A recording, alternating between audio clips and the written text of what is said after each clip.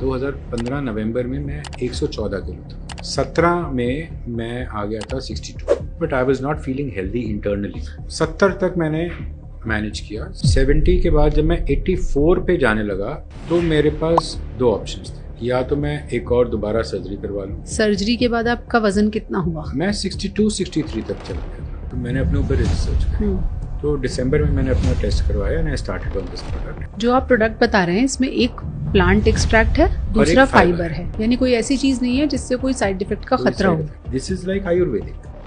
Company कहती है सुबेरे Unimate and before your 2 heavy meals of the day you need to take balance. मेरा cholesterol improve हो गया, that this particular fibre works better than 2 cholesterol medications.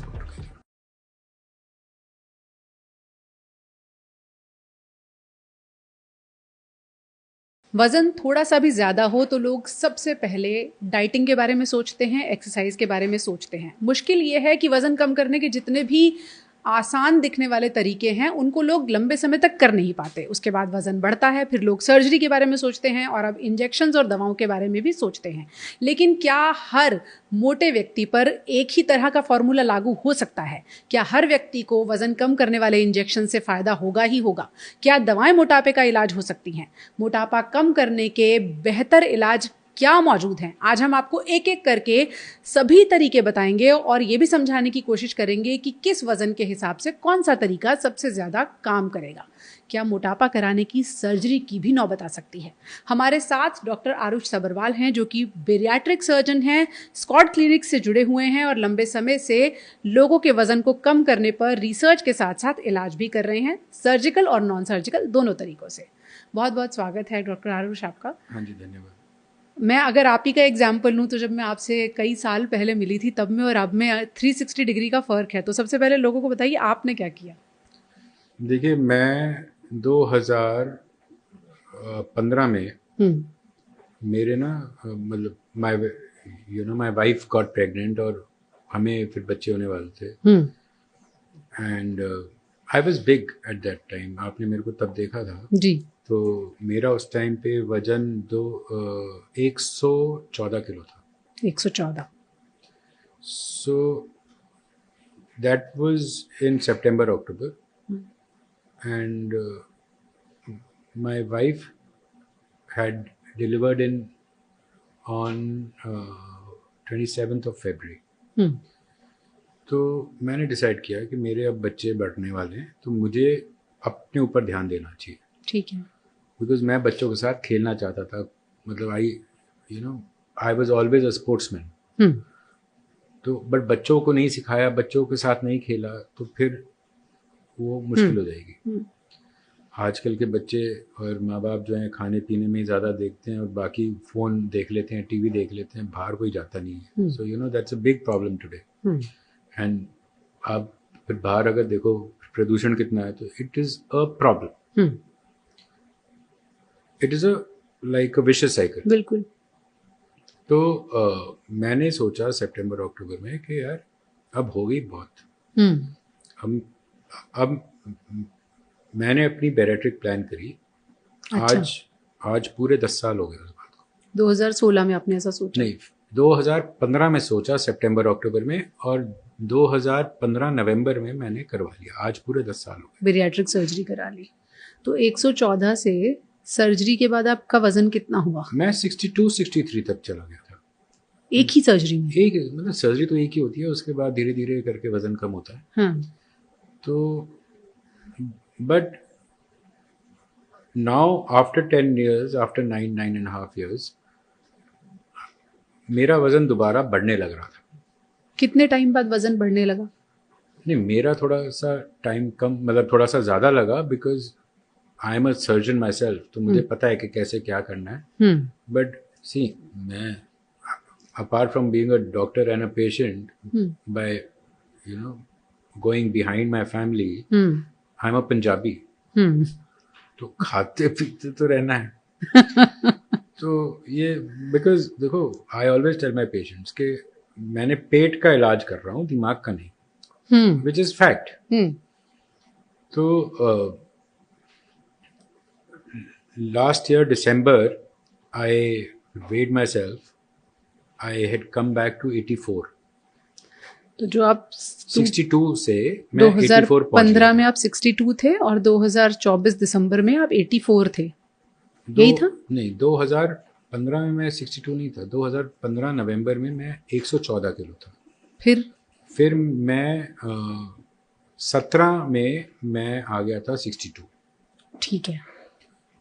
And उसके बाद काफ़ी साल तक, because 62 was very less weight for me, and my body could not handle it. I was very weak, although I was taking my supplements, but I was not feeling healthy internally. तो आपको लगा ये वजन बहुत कम है? बहुत कम है। हाँ। तो 70 तक मैंने मैनेज किया। 70 मेरे हिसाब से मेरे लिए बहुत अच्छा वेट है। तो 70 के बाद जब मैं 84 पे जाने लगा इन दिसंबर 2024, तो मेरे पास 2 ऑप्शंस थे। या तो मैं एक और दोबारा सर्जरी करवा लूँ, which is called as a revisional surgery from, मैं मतलब मेरी अपनी गैस्ट्रिक स्लीव हो रखी थी, तो मैंने सोचा था उसको गैस्ट्रिक बाईपास में कन्वर्ट कर दूँ। बट देन आई थॉट यार, and my wife also was against, and you know शादीशुदा आदमी की ज़िंदगी में बीवी की खुशी पहले होती है, बाद में अपनी सोच, अपनी खुशी बाद में होती है। मैं यहाँ आपको रोकती हूँ, आपने क्या किया उससे पहले हम लोगों को ये समझाएं कि जब बेरियाट्रिक सर्जरी की हम बात करते हैं तो उसमें कई तरह के प्रोसीजर्स होते हैं। हाँ जी। और वो क्या प्रोसीजर्स होते हैं और किस तरह से हर इंसान के लिए अलग अलग आप डिसाइड करते हैं, वो थोड़ा आप समझाएं। देखो, मेरा पेशेंट सिलेक्शन क्राइटेरिया एक आम नॉर्मल बेरियाट्रिक सर्जन से बहुत अलग है, क्योंकि I am not taking into consideration of diabetes as a issue. अच्छा, I'm taking in consideration of diet as an issue. ठीक है। Reason being, क्योंकि अगर आपका patient selection, dietary patient selection ठीक है, तो डायबिटीज 100% आपकी सही रहेगी। तो आप ये देखते हैं कि वो खाता क्या है, उसकी ईटिंग प्रैक्टिसेस क्या है, ठीक है। रीजन बीइंग, मेरे पास इंसुलिन लगाए हुए 500-600 मतलब आपका शुगर रहने वाली HbA1c 13 तक मैंने गैस्ट्रिक स्लीव करी हुई है, एंड वो पेशेंट आज भी नॉन डायबिटिक है। अच्छा। वर्सेस एक patient for example who is a Muslim और who is a typical Punjabi, you know, who eats non veg and who you know loves his food, उनको आप गैस्ट्रिक बाईपास करोगे। दोनों में फ़र्क है? दोनों में फ़र्क है। थोड़ा समझाइए उसको। स्लीव जो है ना, इट इज़ बेसिकली पेट को काट देते हैं। एक नॉर्मल पेट होता है, एडल्ट पेट जिसको कहते हैं, वो 2.5 से 3 लीटर का होता है। ठीक है। अब जब आप गैस्ट्रिक स्लीव करते हैं, जब आप, sleeve is like this, you know, and when you have a normal adult stomach, it is like a balloon, वो ऐसे होता है। आप उसको काट देते हैं और उसको एक स्लीव या तो एक बनाना शेप में आप उसे क्रिएट कर देते हैं। तो आम की शेप का होता है बनाना, और लौकी बना देते हैं उसकी। हाँ, ऐसे समझ लें, है ना? तो अब वो लौकी वापस आम बन जाती है गैस्ट्रिक स्लीव करने के बाद भी। हाँ। अब आप देखिए, आपके खानदान में कोई छोटा बच्चा हो, जो पहला बच्चा हो, फर्स्ट चाइल्ड, उसकी माँ उसको दूध पिलाती होगी, लेट्स बी प्रैक्टिकल, वो अपने बच्चे को 15 ml 20 ml दूध पिलाती होती है, और हर आधे घंटे में, पौने घंटे में दूध पिला देगी कि यार पी ले, क्योंकि बच्चा रो रहा होगा, उसको भूख लग रही होगी, पिला। गलती से उसने 20 की जगह 25-30 ml पिला दिया होगा, तो वो चलते हुए बच्चे को थपथपाएगी कि भैया डकार मार ले, राइट? क्योंकि दूध ज्यादा पी लिया, बच्चा अब अनकंफर्टेबल हो गया। अब अगर 30 ml से ज्यादा हो जाता होगा तो बच्चा उल्टी मार देता होगा। तो we need to understand it's a restrictive procedure.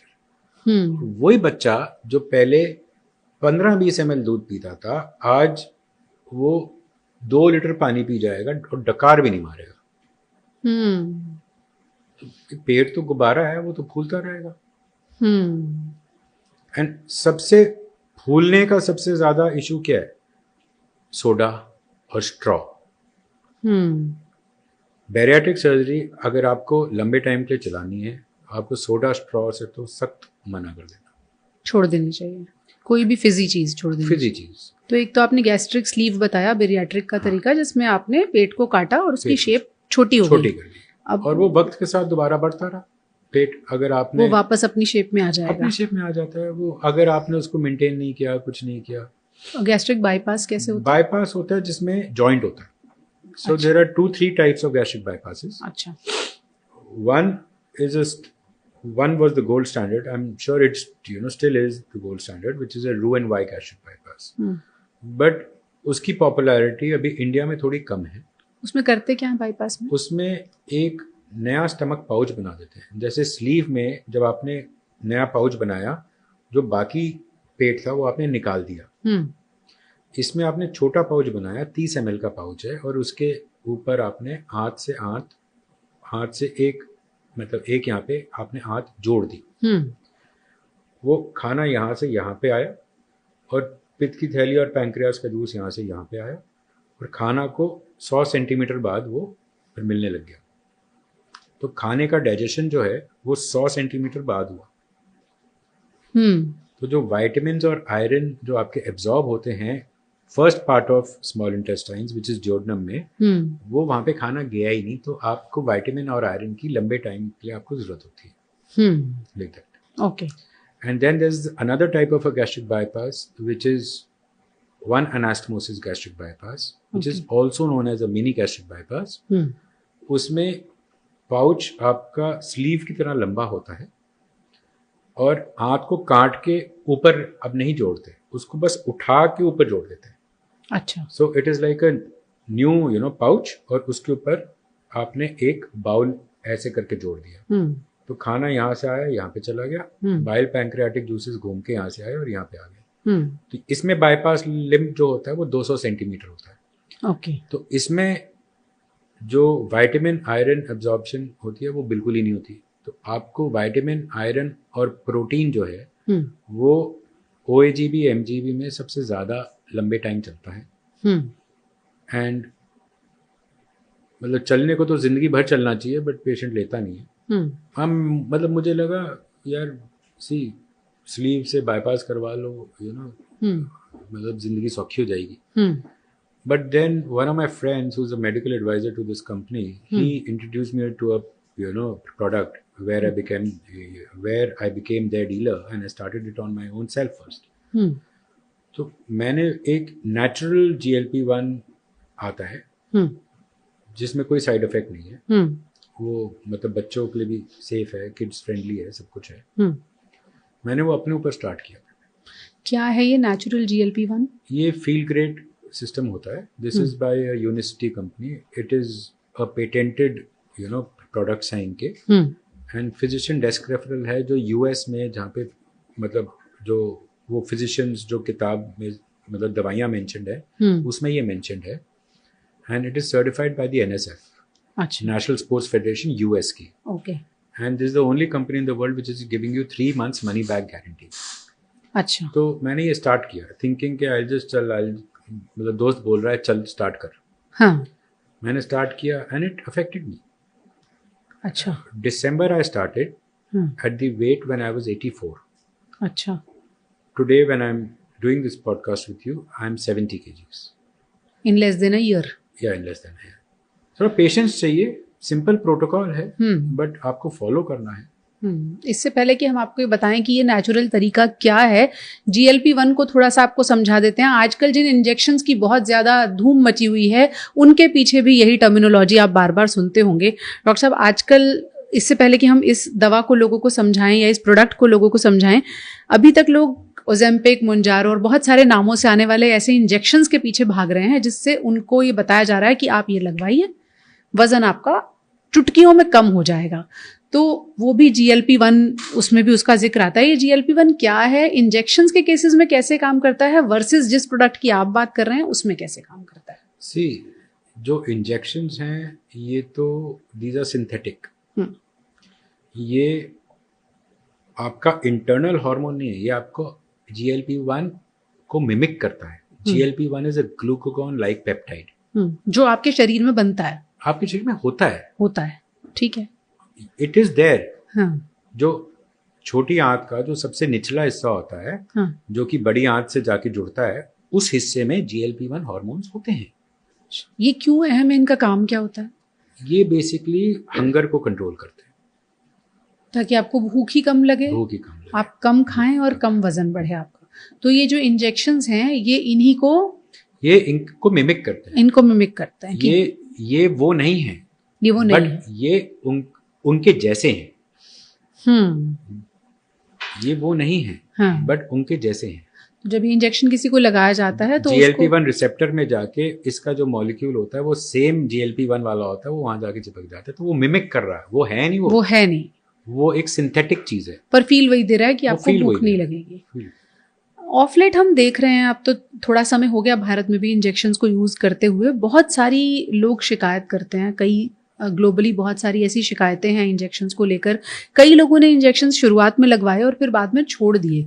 तो ये क्या इंजेक्शंस पूरी तरह से सेफ हैं, कोई भी लगवा सकता है, या इनके साथ कुछ प्रॉब्लम्स आती हैं? और आपके पास कोई आए पेशेंट तो आप क्या सलाह देंगे उसे? देखिए, सेफ तो ये बिल्कुल भी नहीं है, बिल्कुल भी सेफ नहीं है। I am strictly against these injectable treatments. Reason being, मेरे अपने फैमिली में बहुत ऐसे इंसिडेंसेस हो चुके हैं, फ्रेंड्स एंड फैमिली में, वेयर पीपल, अच्छे खासे चलते फिरते लोग जिनको आंखों से दिखता होता है, वो लोग व्हील चेयर रिडन हो गए हैं, अंधे हो गए हैं, कईयों को पैंक्रेटाइटिस हो गया है, एंड ब्लोटिंग, नोजिया, वॉमिटिंग, ये तो अक्सर ही देखा गया है। ये तो कॉमन साइड इफेक्ट्स हैं जो बताए जाते हैं। ये बहुत कॉमन साइड इफेक्ट्स हैं, but pancreatitis, thyroid C cell cancer, blindness, retinopathy, neuropathy, ये इसके बारे में कोई बात नहीं कर रहा। और मैंने ये साइड इफेक्ट्स देखे हैं, मेरे अपने खानदान में देखे हैं, फ्रेंड्स एंड फैमिली में। इन मेडिसिन्स की, इंजेक्शंस की वजह से ऐसा क्या होता है कि लोगों को साइड इफेक्ट्स और फिर लेटर ऑन ज़्यादा खतरनाक कॉन्सिक्वेंसेस फेस करने पड़ते हैं? साइड इफेक्ट्स तो ये तो फिर बनते ही हैं। कोई भी सिंथेटिक चीज, कोई भी एनी सिंथेटिक चीज has a side effect. Nausea, vomiting, diarrhoea, मुझे याद है MBBS में जब हमें सेकेंड ईयर में फार्माकोलॉजी पढ़ाते थे, तो हर एक दवाई आप फार्माकोलॉजी की किताब खोल के देख, कोई भी दवा खोल के देखिए, उसके साइड इफेक्ट में लिखा होता है नोजिया, वॉमिटिंग, डायरिया, हर एक में। हाँ, तो ये तो फिर नॉर्मल हुआ, ये नॉर्मल हुआ। हाँ। बट इसमें गैस्ट्रिक एम्प्टिंग जो है वो स्लो हो जाती है, स्टमक पैरालिसिस हो जाता है। गैस्ट्रिक एम्प्टिंग मतलब पेट जो खाली होने का, जो खाएंगे वो आपके पेट में पड़ा रहेगा, पेट के अंदर पड़ा रहेगा। अच्छा, पेट के अंदर पड़ा रहेगा, तभी तो एक हफ्ते में एक इंजेक्शन है। It slows down. आप खाएंगे कम, आपको भूख कम लगेगी, बिकॉज आपका पेट ही काम नहीं कर रहा। भाई पेट का काम है खाने को आगे पुश करना, जब वो पुश ही नहीं कर रहा, इसलिए आपको भूख नहीं लग रही, इसलिए आपको भूख नहीं लग रही, आपका पेट भरा हुआ है। बट वो जो खाना पड़ा रह जाता है वो भी तो नुकसान करेगा। मतलब नुकसान मतलब धीरे धीरे करके होता है, जैसे ड्रग की हाफ लाइफ कम होती है वैसे होती है, तो वैसे धीरे धीरे करके निकलता है। आप मतलब मैंने तो ऐसा भी देखा हुआ है कि GLP-1 जो इंजेक्टेबल्स पे हैं वो मतलब पूरा दिन निकल जाता है, वो एक अपना सूप या एक अपना मतलब मिल्क शेक ही पी रहे होते हैं पूरे दिन में। तो इससे अब आप बताओ, आपको विटामिन डेफिशिएंसीज और ये सब कैसे होंगी, मतलब क्यों आपको नहीं हो? कमजोरी भी आएगी। सो दिस इज, एंड मेरे पास एक पेशेंट आया, ट्रस्ट मी, मेरे पास एक पेशेंट आया जिसको एक डायबिटिक डॉक्टर ने मुंजारो पे डाला था, and he told me he was so weak कि वो 3 मंजिल चल नहीं सकता। वर्सेस उसी दिन मेरे पास एक दूसरा पेशेंट आया, मैंने उसको मिलवाया था, जो 200 किलो का था, जिसको मैंने ऑपरेट किया था, और when he was climbing 3 floors up, because मेरा रूल है कि पेशेंट सीढ़ी नहीं, मतलब लिफ्ट नहीं इस्तेमाल करेगा, सीढ़ी से ही जाएगा, क्योंकि मैं ऑपरेशन के 3 घंटे बाद मरीज को चला देता हूँ, ये मतलब दिस इज माई रूल। तो वो पेशेंट 3 फ्लोर चल के आया था after about a month to me, when he was weighing 188 kgs at that point. जिसकी सर्जरी हुई थी वो सीढ़ियाँ चढ़ पा रहा था, और जो इंजेक्शंस पे था वो नहीं चढ़ पा रहा था। तो अब हम वीकनेस कितनी आ जाती है। अब हम बात कर रहे हैं तीसरे ऑप्शन की, जिसमें ना इंजेक्शंस की जरूरत है ना सर्जरी की जरूरत है, जो आपने इस्तेमाल किया उसके बारे में थोड़ा डिटेल में बताइए। देखिए, ये बेसिकली एक यरबा माते प्लांट होता है। This is a combined system actually. It has two products which are natural products. It has got nothing to do with injectables. It has got nothing to do with mimicking GLP-1. You know, it activates your natural GLP-1 which is inside your body. अच्छा, number 1, ठीक है। सो जो यूनिमाटे इसका एक product है, जो basically it is a यरबा माते plant extract.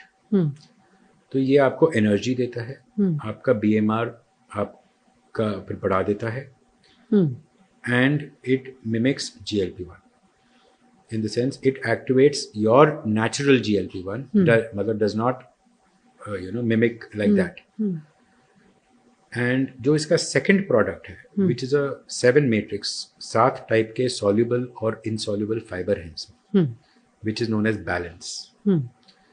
ये आपका HbA1c कम करता है, आपका गुड कोलेस्ट्रॉल जो है HDL उसको बढ़ा देता है, बैड कोलेस्ट्रॉल और TG और LDL को कम कर देता है, HbA1c कम कर देता है, एंड वेसल्स को डायलेट कर देता है। तो ये कार्डियो प्रोटेक्टिव है। In fact Cleveland clinic which is the best cardiac institute in the world, उसने इसके ऊपर एक स्टडी करी हुई है that this particular fibre works better than 2 cholesterol medications put together. Okay. अब कोलेस्ट्रॉल दवाइयाँ आपको रोज आपको बंदा खिला देता है, रोज आप किसी के पास भी जाओगे वो आपको कोलेस्ट्रॉल की दवाई खिला देगा, बिकॉज हिंदुस्तान में कोलेस्ट्रॉल होएगा ही, डाइट इतना है, तेल चिकनाई इतनी है, तो होता ही है, हर एक को होता है।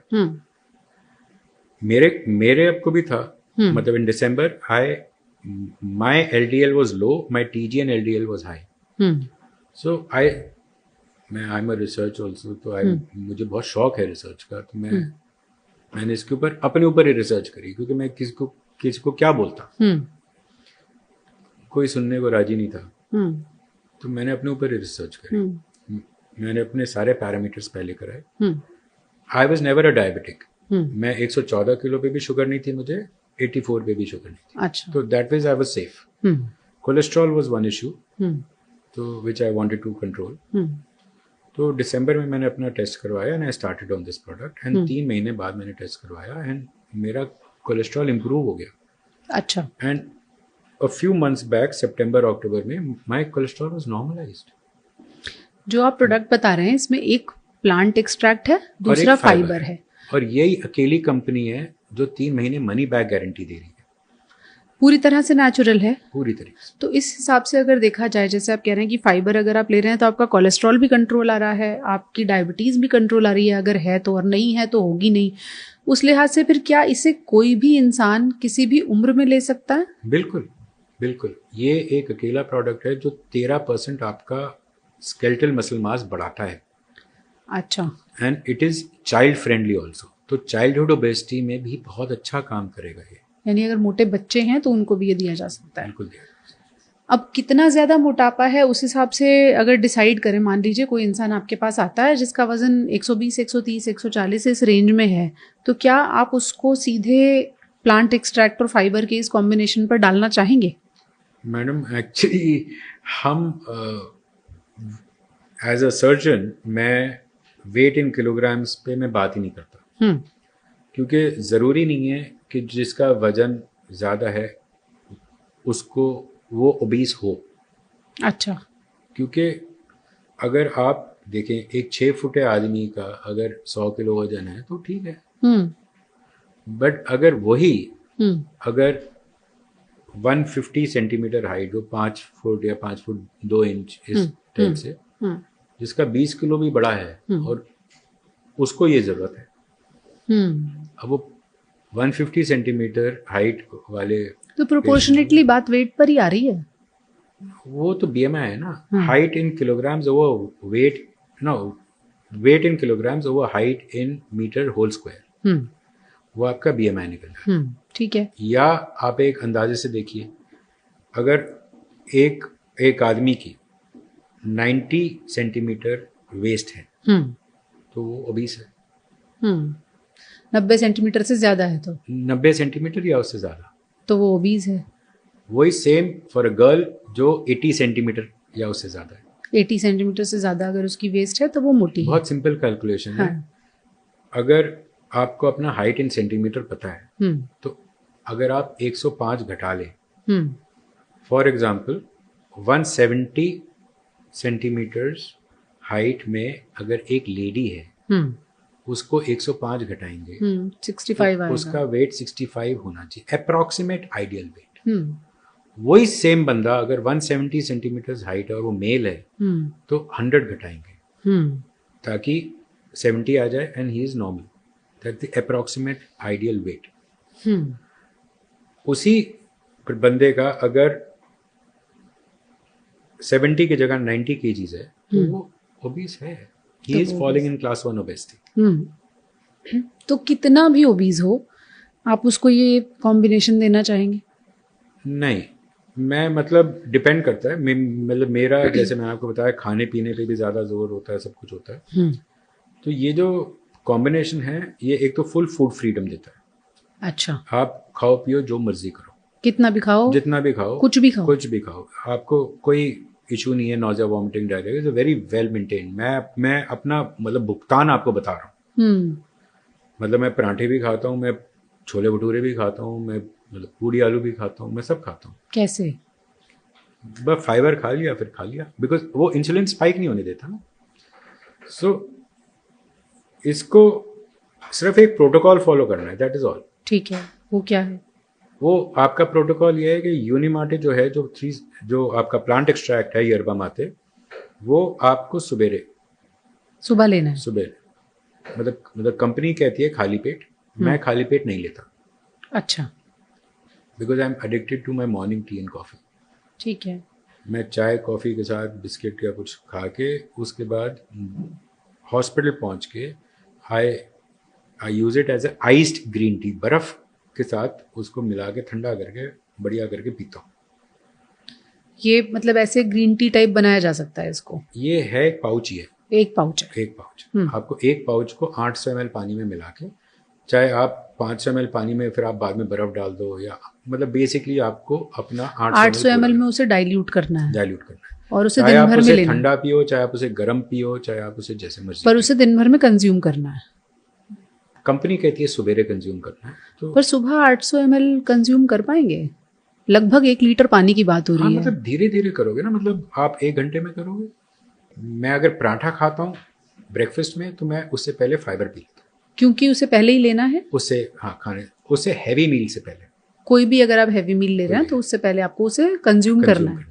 तो पहले आपको फाइबर का एक पाउच जो है वो खा लेना चाहिए, अगर आप कोई हैवी ब्रेकफास्ट करने वाले हैं या हैवी लंच करने वाले हैं तो उससे पहले, या फिर हैवी डिनर करने वाले हैं तो उससे पहले। कंपनी कहती है मतलब लंच और डिनर से पहले।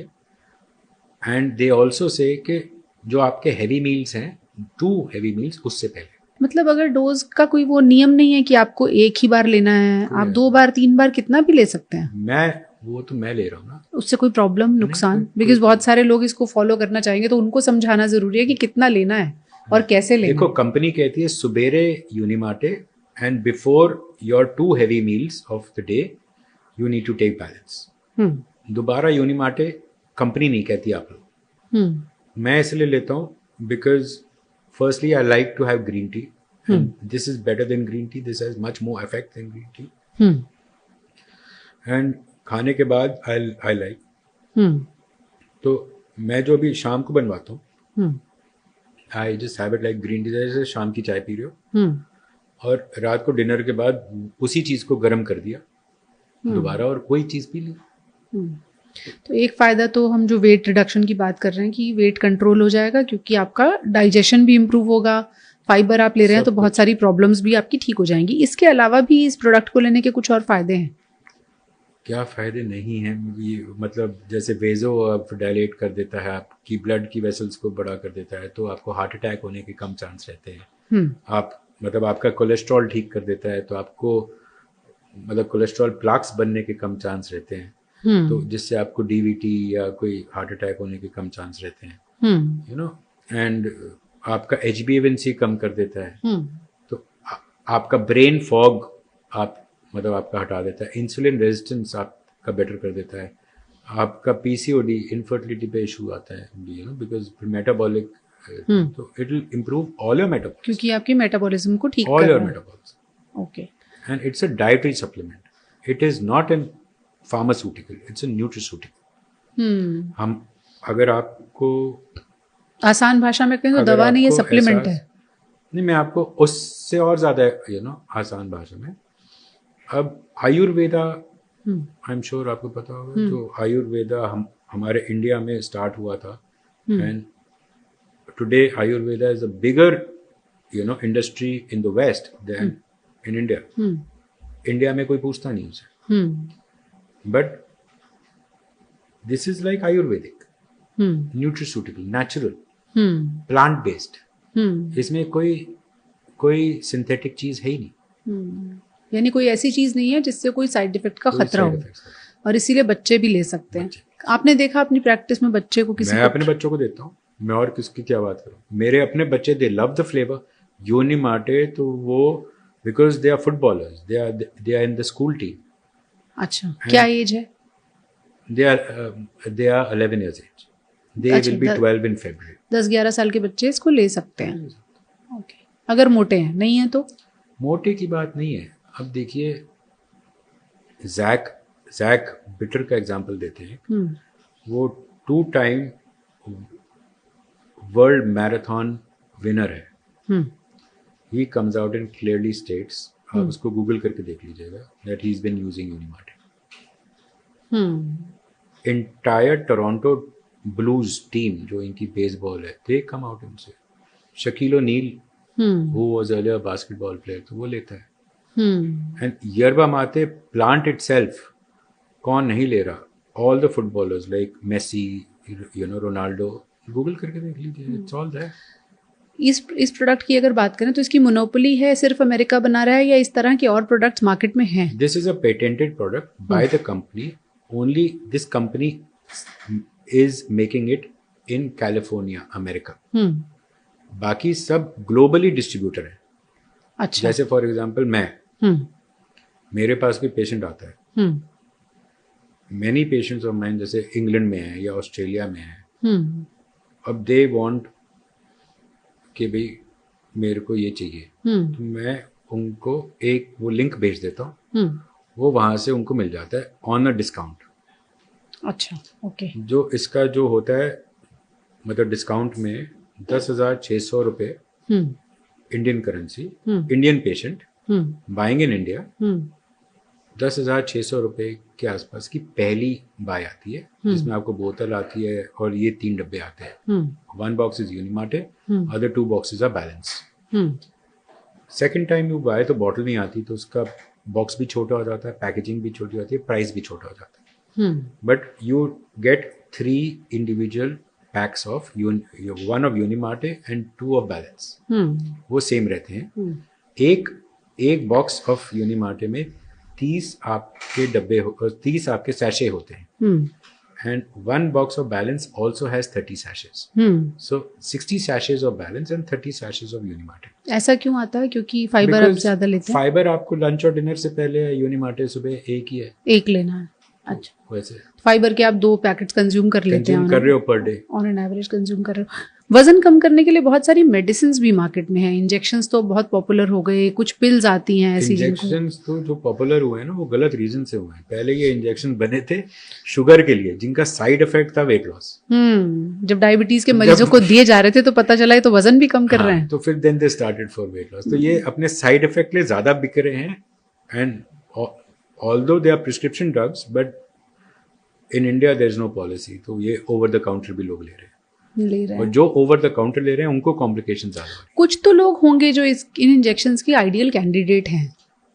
मेरी अपनी प्रैक्टिस में मैं उन पेशेंट्स को मानता हूँ जो सुपर ओबीस कैटेगरी, जो मतलब 60-70 BMI से ज्यादा वजन होता है। मतलब आप वैसे देखोगे तो बिटवीन 160 से 250-300 किलो तक के पेशेंट को ये देना चाहिए after full investigation.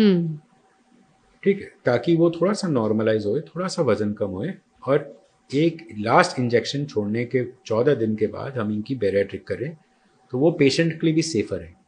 So this is one indication that I use. लेकिन अगर 150 किलो का मरीज या 170-200 किलो का मरीज अगर इंजेक्शन से वजन घटा के थोड़ा नॉर्मलाइज हो जाता है, तो क्यों ना ये इंजेक्शंस प्रोलॉन्ग कर दिए जाएं और फिर उसका वजन ऐसे ही ग्रेजुअली घटा दिया जाए. होएगा नहीं. कंपनी खुद ही कहती है कि एक सर्टेन BMI पे एंड उसे 10 से 20% of your access body weight is lost using these injection. उसमें मॉर्बिडिटी आपकी ज़्यादा बढ़ जाएगी, मोर्टैलिटी नहीं, मॉर्बिडिटी. जैसे मैं आपको बता रहा था कि एक हमारे मतलब अंकल हैं, कॉम्प्लिकेशंस आने लगेंगे अगर आप लंबे समय तक यूज करते हैं. क्यों इतना रेंज में है? हम देख रहे हैं अब तो टॉप सेलिंग इंजेक्शंस में इन दवाओं का नाम शामिल हो गया है. हर दूसरा आदमी सोच रहा है इसी से वजन घटा लें. See it's a quick fix ना, जुगाड़ है. हिंदुस्तान में जुगाड़ों की कमी तो है नहीं. हर चीज का जुगाड़ है. कुछ गोलियां भी आती हैं, फैट बर्नर्स के नाम से भी चीजें आती हैं. वो कितना काम करती हैं? काम से ज्यादा नुकसान ज्यादा करती है. लिवर और किडनी पे फेल कर सकती है वो. एंड उसके साथ आपको पानी खूब पीना है. उसमें तो मुझे यही अब नहीं पता कि क्या क्या उसमें केमिकल्स डाले होते हैं. But I have seen lot of patients जो ये ले रहे हैं उनके liver kidney fail at very young age. So I would not recommend those. उससे अच्छा तो आप खुद सेल्फ कंट्रोल करो. अच्छा, आप अपनी आउटडोर एक्टिविटी बढ़ाइए. अब डाइट और एक्सरसाइज से लोग वजन घटा लें तो आपके पास बैरिएट्रिक के लिए पहुंचेंगे ही नहीं. नहीं पहुंचेंगे बिकॉज ऐसा हो नहीं सकता कि वो परमानेंट है. देखिए बैरिएट्रिक भी परमानेंट नहीं है, जैसे मैंने आपको शुरुआत में बताया. But for sure it is longer lasting and medical science proven. Now diet and exercise में क्या होता है, सीसॉ आपने मतलब बचपन में खेला होगा, देखा होगा. जब आप डाइट एंड एक्सरसाइज करेंगे, supposing this is the pivot, आपने डाइट एक्सरसाइज किया तो आप नीचे गए. जैसे ही आपने डाइट एक्सरसाइज छोड़ी, आप उसका दुगना ऊपर आ गए. ये तो हर चीज के साथ नहीं है. आप सस्टेनेबिलिटी अगर नहीं मेंटेन करेंगे तो आप वापस वैसे ही हो जाएंगे. नहीं, ऐसा नहीं है. नहीं, मान लीजिए बैरिएट्रिक ही करा ली और उसके बाद फिर कुछ नहीं किया तो फिर वजन बढ़ जाएगा. बैरिएट्रिक में it is a different ball game all together. आपसे खाया ही नहीं जाएगा. यही तो ओज़ेम्पिक मुंजारो कर रहे हैं, खाया नहीं जाएगा. नहीं, वो that works on gastric empty. This is not working on gastric empty. भाई आपको स्टार्टिंग में समझाया, गैस्ट्रिक स्लीव इज रिस्ट्रिक्टिव. कम खाया जाएगा. खाया पूरा जाएगा, मतलब जो खाना है वो खाओगे. ऐसा नहीं है ओज़ेम्पिक मुंजारो की तरह आप मतलब एक गिलास मिल्क शेक लेके पूरे अब दिन बैठे रहोगे. खा ही नहीं पाओगे ना, वहां तो खत्म ही हो जाओगे. यहाँ पे आप खाओगे, कम खाओगे. पोर्शन कंट्रोल हो जाएगा. आफ्टर अ गैस्ट्रिक स्लीव आप 6 महीने के बाद बहुत खींचोगे तो क्वार्टर मूर्थर का पराठा खा पाओगे, 1/4 हिस्सा. एंड OAGB MGB के बाद आप आधा खा लोगे. आधे से ज्यादा में आपको खींचना पड़ेगा. बट हम क्या काउंसिल करते हैं पेशेंट को, आपके स्लो स्मॉल फ्रीक्वेंट मील्स होनी चाहिए. थोड़ा थोड़ा धीरे धीरे और दिन में ज्यादा बारी खाना है. खाने के साथ पानी नहीं पीना. खाने से 1 घंटा पहले या 1 घंटा बाद पानी पीना है. अगर आप ये फॉलो करोगे तो आपको कभी कुछ नहीं होगा. वेयर एज ओज़ेम्पिक मुंजारो आपको स्लो स्मॉल फ्रीक्वेंट तो छोड़ो, वो तो खानी नहीं देती. कितने इंजेक्शंस लेने पड़ते हैं? हफ्ते में 1. और कब तक? टॉलरेंट कई लोग छोड़ देते हैं बिकॉज ऑफ इश्यूज, कई लोग छोड़ देते हैं बिकॉज ऑफ द कॉस्ट. सो अलग अलग लोगों के अलग अलग रीजंस हैं. बट मेरे मैक्सिमम जो मैंने देखे हैं, जो मतलब स्टडीज़ भी कहती हैं कि 3 महीने से ज़्यादा कोई खास टॉलरेट कर नहीं पाता. बहुत हुआ तो 6-7 महीने 8 महीने, मतलब 1 साल से ज़्यादा तो बहुत कम लोग ले पाते. अब लास्ट में एक हाइपोथेटिकल क्वेश्चन है, वो ये है कि आप 3 आइडियल सिनेरियो बताइए. एक ऐसा मरीज जिसको आप देखते कहेंगे कि इसे बैरिएट्रिक की ज़रूरत है. दूसरा जिसे आप कहेंगे कि ये प्लांट एक्सट्रैक्ट से वो शुरू कर सकता है और उसका काम चल जाएगा. और तीसरा जिसे आप कहेंगे तुम्हें इंजेक्शंस की ज़रूरत है. बैरिएट्रिक की इंडिकेशंस जो हमारे सोसाइटी की गाइडलाइंस हैं, obesity surgery society of India and even the American society, of diabetologists, American Association Diabetes, AAD, उनकी जो सोसाइटी है उन्होंने साफ लफ्ज़ों में कहा है कि एशियन पॉपुलेशन में 27.5 BMI के अंदर अगर पेशेंट अनकंट्रोल डायबिटीज़ के साथ है उसको बैरियाट्रिक सर्जरी ही हेल्प करेगी, ठीक है। बट हमारे जो इंश्योरेंसेस हैं, जो ऑल सारी मेजर इंश्योरेंसेस हैं, जो आपकी सेंट्रल गवर्नमेंट हेल्थ स्कीम है, CGHS या दिल्ली गवर्नमेंट या MCD या जो भी है, वो सब 35 BMI पे मानती है। 35 पे मानती है। पहले तो पीडियाट्रिक इंश्योरेंस में कवर्ड भी नहीं थी। नहीं, अब है सारी है। ओके 35 BMI, वो भी ओल्ड अमेरिकन गाइडलाइंस है, इंडियन नहीं है वो, but they are following them. It's okay, at least मान तो रहे हैं, यू नो। सो कोई कैश पेशेंट है विद अनकंट्रोल्ड डायबिटीज, उसको 27.5, कोई इंश्योरेंस में करवाना चाहता है उसको 35, एंड अदरवाइज जो आपका प्लांट बेस्ड है वो मैं उसे कहता हूँ right from overweight till class 1 obesity you can safely give it. Class 1 obesity starts from 27.5 BMI till 29.9 BMI, जो according to the latest guidelines जो अभी इस साल की है। एंड जो आपके इंजेक्टेबल्स हैं that I prefer in super obese, बहुत ज़्यादा मोटे, बिकॉज उनको आपको फास्टर चाहिए। आपने अभी तक कितने इंजेक्शंस लगाए लोगों को? ऑनेस्ट टू गॉड मैं तो कोशिश करता हूँ नहीं दूँ। मैंने तो 1 या 2 ही लगाए हैं, ज़्यादा से ज़्यादा। आई हैव नॉट, मेरा कोई एक्सपीरियंस ज़्यादा इंजेक्टेबल्स का है नहीं, क्योंकि मुझे बहुत डर लगता है इंजेक्टेबल्स। और कितनी डिमांड आई है इंजेक्शंस की? डिमांड तो crazy, demand is crazy. But you know, मेरे पास कोई आता है, मैं उनको कहता हूँ यार आपको चाहिए तो मैं दे दूँ, but you need to first understand what you have. Same as bariatric surgery, आपको पहले समझना चाहिए आपको कौन सा प्रोसीजर ठीक है। See it is not only one procedure fits all. जैसे आपका गॉल ब्लैडर में स्टोन हुआ, आपको गॉल ब्लैडर निकालना ही है, पित्त की थैली निकालनी है, कोई ऑप्शन ही नहीं है। कोई ऑप्शन नहीं है। आपको हर्निया हुआ, आपको हर्निया का रिपेयर करना ही है, जाल बिछाना ही है, कोई ऑप्शन ही नहीं है। इसमें ऑप्शन है। So you need to understand according to your diet. अगर अभी लोग गूगल करने लगे इसको सुनने के बाद कि क्या ऐसे organic natural plant based products हैं जो हमारा वजन कम कर सकते हैं, तो क्या उन्हें सर्च करने पर यही एक प्रोडक्ट मिलेगा या बहुत कुछ मिल सकता है? नहीं, मिलेंगे बहुत कुछ। अच्छा, मिलेंगे बहुत कुछ, बट ये स्टैंडर्ड प्रोडक्ट है। प्रॉब्लम है बाकी जो प्रोडक्ट्स हैं वो इंडियन है, एंड इंडियन में nutraceutical law is not very well made, but there are lot of deep pockets in India जो कुछ भी बना सकती हैं और कुछ भी बेच सकती हैं, and they can have lot of film stars into the picture, you know, selling them, but वो स्टैंडर्ड नहीं है। This particular product the feel great system करके अगर आप सर्च करेंगे, ये US FDA रेगुलेटेड है, it is listed in PDR, it is certified by NSF approved, के नेशनल स्पोर्ट्स फेडरेशन US की कहती है for example steroids are banned, ये यूनिमार्टे इज अप्रूव्ड कि आप ये यूज कर सकते हैं। This is a natural product, इसमें कोई सिंथेटिक नहीं है। तो फैसला आपका है कि वजन कम करने के लिए सबसे पहले आप डाइट और एक्सरसाइज के सबसे पुराने जो जिसे कहते हैं ट्राइड एंड टेस्टेड तरीके को अपनाकर